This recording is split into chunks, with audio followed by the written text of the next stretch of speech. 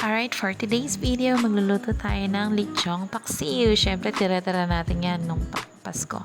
And so, unahin natin sa pagigisa ng sibuyas bawang. At pag mabango na yung sibuyas bawang at talaga namang nag-brown na yung bawang, masarap na yan, isunod na natin ang natirang lechon. Ayan, so, ihalo-halo lang natin, igisa-gisa natin dyan. So, yung lechon na yan, tira-tira pa yan. Hiningi lang namin from Laguna, tira-tira doon sa handa. So, nag-uwi talaga kami, pa-Tarlac pa. Ayan, so lalagyan na natin ng patis.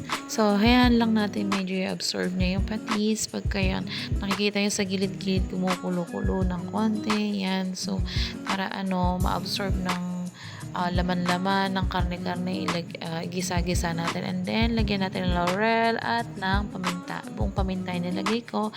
Yan, nakita niyo, di ba? Yan, pagka medyo kumukulo-kulo, meaning ina-absorb ng mga karne-karne yung lasa ng patis, and then susundan natin ng tubig. More tubig para sa ganun mapalambot natin yung karne. So, yan, lalagyan lang natin siya ng tubig, and then susundan natin ng Knorr cubes. Beef lang yan nabili namin, so okay na yan.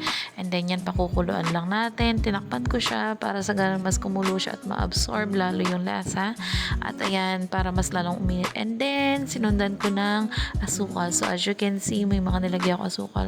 Pero mas masarap kasi medyo mas matamis pa. So, lagyan nyo pa ng konti pa kasi kulang yan.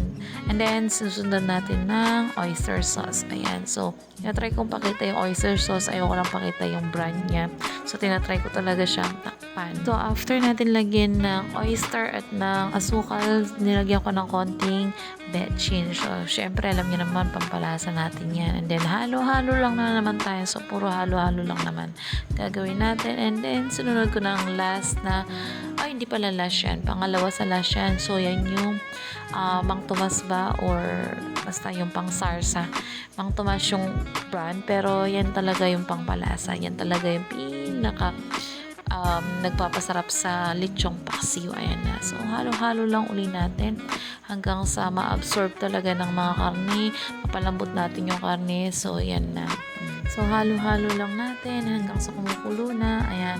Ilalagay na natin yung last na ingredients, which is yung suka. Ayan. So, para i-absorb niya, wag muna natin medyo halo-haloin pagkatapos natin ilagay. So, last na yan. And then, after that, inalo ko lang siya maya-maya, and then good to serve na siya. As you can see, ayan na siya, luto na siya. Charan! Ang sarap-sarap kaya niyan, guys. Pero mas masarap siya kasi mas matamis pa siya ng konti, and then konting suka lang, medyo masim-masim. Ayan. So, kita yan, sarap, di ba?